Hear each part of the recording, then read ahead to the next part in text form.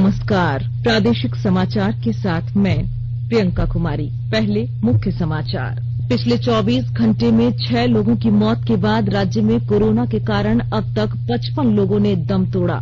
Corona संक्रमण के खतरे को देखते हुए झारखंड चैंबर ऑफ कॉमर्स ने रांची में सप्ताह में 3 दिन कारोबार बंद रखने का लिया फैसला।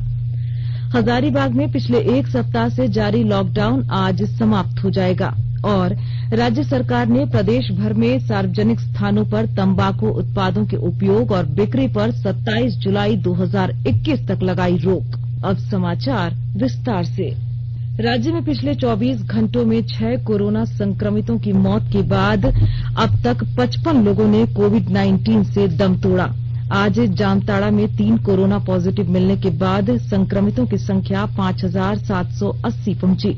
पिछले 24 घंटों में सबसे ज्यादा रांची से 71, गढ़वा से 35, धनबाद से 27, गिरिडीह और पाकुड़ से 9, गुमला से 5, बोकारो, रामगढ़ और हजारीबाग से 4, पूर्वी सिंहभूम और पलामू से 3 और लोहरदगा, देवघर, कोडरमा और साहिबगंज से 1 संक्रमित मिले हैं।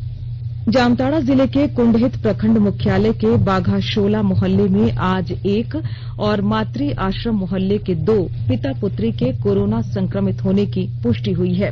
चिकित्सा पदाधिकारी डॉक्टर अजीत कुमार ने बताया कि संक्रमित तीनों मरीजों को उदलबनी कोविड-19 अस्पताल में भर्ती कराया गया है।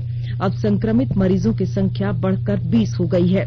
इधर धनबाद में कोरोना संक्रमण की वजह से परिवार में एक के बाद एक 6 सदस्यों की मौत हो चुकी है। पहले मां और फिर उनकी अर्थी को कंधा देने वाले 5 बेटों की एक के बाद एक मौत हो गई। कुछ ही दिनों के भीतर इस परिवार के 6ठे सदस्य की मौत हो गई। मृतक महिला के एक और बेटे के अलावा परिवार के कई अन्य सदस्यों की भी तबीयत खराब बताई जा रही है। दिल्ली से शादी समारोह में शरीक होने धनबाद आई महिला से पूरा परिवार संक्रमित हुआ था। वहीं पलामू में कोरोना वायरस के संक्रमण से बचाव एवं रोकथाम के लिए उपायुक्त शशि रंजन ने आज समाहरणालय के ब्लॉक ए स्थित विभिन्न कार्यालयों एवं शाखाओं का निरीक्षण किया। स्वास्थ्य और परिवार कल्याण मंत्रालय ने कहा कि कोविड-19 के सक्रिय और स्वस्थ होने वाले मामलों के बीच अंतर लगातार बढ़ रहा है और सक्रिय मामलों में कुल ठीक होने वालों की संख्या 1.8 गुना हो गई है। मंत्रालय ने कहा है कि देश में कोरोना वायरस से संक्रमित कुल 7,24,578 लोग अब तक ठीक हो चुके हैं और इसके साथ ही स्वस्थ होने की दर 62.72% तक पहुंच गई है। इस समय देश में सक्रिय मामलों की कुल संख्या 4,02,259 है। आज नई दिल्ली में पत्रकारों से बातचीत में स्वास्थ्य और परिवार कल्याण मंत्रालय के अधिकारी ने बताया कि भारत में प्रति 10 लाख की तुलना में 837 मामले हैं, जो वैश्विक औसत से कम है। मंत्रालय ने कहा कि कोरोना से मृत्यु दर भी घटकर 2.43% हो गई तथा 22 राज्यों और केंद्र शासित प्रदेशों में मृत्यु दर राष्ट्रीय औसत दर से कम है। थोड़ा बहुत डर, एक भय, एक शंका जो होती है, उसके लिए एक प्रोएक्टिव वे में कैसे सिस्टम बनाया जाए कि उस पेशेंट को हम लोग इंटरेक्ट कर सकें, उसको हॉस्पिटल टाई अप या होम आइसोलेशन जैसे कि गाइडलाइंस कहती है, उसके अंतर्गत उसका ट्रीटमेंट हो सके। उसके लिए जैसे कि दिल्ली में और बहुत सारे राज्यों में किया गया है, क्या हम आईटी का इस्तेमाल करते हुए बेड वैकेंसी पोजीशन दिखाते हुए साथ में उन पर्टिकुलर पेशेंट को एक सीमलेस एम्बुलेंस सर्विस से टाई अप करते हुए उसको हम एडमिशन या होम आइसोलेशन और उसका ट्रीटमेंट प्रोटोकॉल फॉलोअप कर सकें। इसके बारे में हमने स्टेट से चर्चा की है और हम आशा करते हैं कि ऑलरेडी स्टेट में काफी जो काम हुआ है उसी के चलते हुए स्टेट में अच्छे ढंग से केसेस मैनेज हो सकेंगे। झारखंड में कोरोना संक्रमण के बढ़ते प्रकोप को देखते हुए Jharkhand chamber of commerce and industries ने सप्ताह में 3 दिन कारोबार बंद रखने का निर्णय लिया है। इसके साथ ही अब शुक्रवार, शनिवार और रविवार को दुकानें बंद रहेंगी। चेंबर के अध्यक्ष कुणाल आजमानी ने आज संवाददाता सम्मेलन में बताया कि इस मसले पर विचार के लिए चेंबर और उससे संबद्ध 54 व्यापारिक संगठनों की वर्चुअल मीटिंग हुई थी। हजारीबाग में जिला प्रशासन द्वारा नगर निगम क्षेत्र में लगाए गए 1 सप्ताह के लॉकडाउन का समय आज समाप्त हो रहा है। हालांकि प्रशासन ने इसे आगे बढ़ाने की सूचना अब तक नहीं दी है। इधर कोरोना के बढ़ते मामले को लेकर जिले के लोग चिंतित हैं। कोरोना मरीजों की संख्या लगातार बढ़ते रहने के कारण जिला प्रशासन व स्वास्थ्य विभाग ने नई रणनीति पर काम करना शुरू कर दिया है। अब प्रखंड स्थित सामुदायिक स्वास्थ्य केंद्र में कोरोना के बिना लक्षण वाले मरीजों को रखा जाएगा। वैसे कोरोना संक्रमित जिनकी स्थिति गंभीर होगी उन्हें ही हजारीबाग मेडिकल कॉलेज अस्पताल में भर्ती किया जाएगा। जिला प्रशासन ने जांच की दर बढ़ाने का निर्णय लिया है। साथ ही कंटेनमेंट जोन में लोगों की सभी गतिविधियां बंद रखने का निर्देश दिया है। शहर में आधा दर्जन से अधिक कंटेनमेंट जोन बनाए गए हैं। राज्य के बाहर से पलामू आने वाले हर व्यक्ति को कोरोना जांच कराना अनिवार्य होगा। उपायुक्त शशि रंजन ने अंतर्जातीय सीमा पर तैनात सभी मजिस्ट्रेट को झारखंड राज्य के बाहर से आने वाले लोगों से उनके गंतव्य स्थान का पता नोट करने एवं बाहरी व्यक्ति किस राज्य के किस जिले से आ रहे हैं उसकी पूरी जानकारी रजिस्टर में संधारित करने का निर्देश दिया। उन्होंने कहा कि संबंधित प्रखंड विकास पदाधिकारी की यह व्यक्तिगत जिम्मेवारी होगी कि वह अपने प्रखंड में आने वाले प्रत्येक बाहरी व्यक्तियों को संबंधित जांच केंद्र में उनकी कोरोना जांच कराएंगे। यूनिसेफ के सहयोग से कोविड-19 सेंसिटिव हाथ धुलाई इकाई पश्चिमी सिंहभूम जिले के सभी प्रखंडों में चयनित सामुदायिक स्वास्थ्य केंद्र, हेल्थ एंड वेलनेस सेंटर, सभी प्रखंडों के कस्तूरबा बालिका विद्यालय, मध्य विद्यालय, उच्च विद्यालय आदि सहित कुल 80 स्थानों पर स्थापित करने का कार्य शुरू किया गया है। स्वास्थ्य और परिवार कल्याण मंत्रालय ने लोगों को सलाह दी है कि वे नोवल कोरोना वायरस से अपने को सुरक्षित रखने के लिए सभी बुनियादी एहतियाती उपायों का पालन करें और सामाजिक दूरी बनाए रखें। एक रिपोर्ट। सरकार ने कहा है कि आवश्यक वस्तुओं की पर्याप्त आपूर्ति जारी है और लोगों को चिंता करने की कोई जरूरत नहीं है। लोगों को सलाह दी जाती है कि वे आवश्यक वस्तुओं और चिकित्सा सामानों की खरीदारी करते समय धैर्य रखें और शांत रहें। आवश्यक वस्तुओं को खरीदने के लिए बार बार बाहर निकलने से बचें। साथ ही लोगों से हाथ मिलाने और गले लगने से भी बचना चाहिए। बाजार, मेडिकल स्टोर और अस्पतालों में लोग कम से कम 1 मीटर की दूरी बनाए रखें। घर पर गैर जरूरी सामाजिक समारोह से बचा जाना चाहिए और घर पर मेहमानों को नहीं बुलाना चाहिए। लोगों को अपनी आंख, नाक और मुंह छूने से बचना चाहिए और लगातार हाथ साफ करते रहना चाहिए। हाथ को दोनों तरफ से कम 20 सेकंड तक रगड़कर धोना चाहिए। यदि कोई व्यक्ति खांसी या बुखार से पीड़ित है तो वह दूसरों के संपर्क में आने से बचे और डॉक्टर से तुरंत परामर्श ले। स्वास्थ्य मंत्रालय ने कोरोना वायरस के बारे में जानकारी के लिए एक टोल फ्री नंबर 1075 जारी किया है। इधर राज्य सरकार की ओर से भी कई दिशा निर्देश जारी किए गए हैं। इस सिलसिले में सरकार ने हेल्पलाइन नंबर 181 जारी किया है। सरकार ने कहा है कि कोरोना वायरस से संदिग्ध तौर पर संक्रमित कोई व्यक्ति पाया जाता है तो इसकी सूचना 0651 जो रांची का कोड है और टेलीफोन नंबर 2261-000 तथा 2261-002 के अलावा फैक्स नंबर 2261-856 और मोबाइल नंबर 9955837428 पर दी जा सकती है। आकाशवाणी रांची भी आपसे अपील करता है कि कोविड-19 के संक्रमण से बचने और अन्य लोगों को सुरक्षित रखने के लिए कृपया घर पर ही रहें और सरकारी दिशा निर्देशों का पालन करें।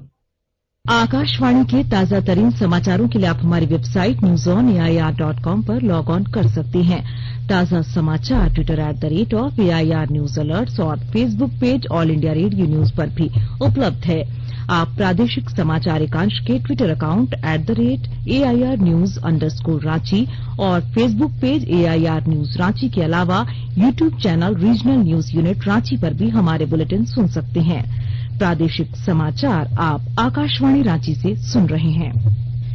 स्वास्थ्य एवं परिवार कल्याण विभाग के प्रधान सचिव डॉक्टर नितिन मदन कुलकर्णी ने पूरे राज्य में सार्वजनिक जगहों पर सभी तरह के तंबाकू उत्पादों जैसे सिगरेट, बीड़ी, पान मसाला, हुक्का, खैनी, जर्दा, गुटखा और इलेक्ट्रॉनिक सिगरेट के उपयोग पर 27 जुलाई 2021 तक के लिए पूर्ण प्रतिबंध लगा दिया है। इसके साथ ही तमाम तरह के तंबाकू उत्पादों का उत्पादन, बिक्री, स्टोरेज और डिस्ट्रीब्यूशन पर पूर्ण प्रतिबंध लगा दिया गया है। मुख्यमंत्री हेमंत सोरेन ने नए सिरे से किसानों की पहचान की आवश्यकता पर बल देते हुए उन्हें पीएम किसान योजना से जोड़ने का निर्देश दिया। श्री सोरेन ने आज धान उत्पादन और बाजार अभिगम्यता और सुलभता के लिए सहायता नामक योजना की समीक्षा के दौरान यह निर्देश दिया। उन्होंने कहा कि निबंधन का कार्य जल्द पूरा करने में से 15 अगस्त तक सभी छूटे किसानों के खाते में योजना के तहत मिलने वाली आर्थिक सहायता दी जा सके। उन्होंने कोरोना संक्रमण को देखते हुए लघु, सीमांत एवं प्रवासी श्रमिकों को भी योजना से जोड़ने को कहा।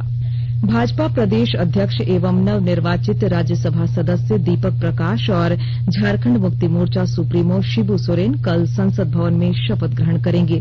श्री प्रकाश प्रधानमंत्री नरेंद्र मोदी से भी मुलाकात करेंगे। गढ़वा शहर से सटे पीपरा कला में एक निर्माणाधीन मकान के सेप्टिक टैंक में काम कर रहे 3 मजदूरों की दम घुटने से मौत हो गई।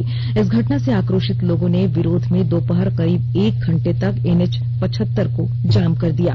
लोगों ने मृतकों के परिजनों को 5-5 लाख रुपए मुआवजे की राशि की मांग की।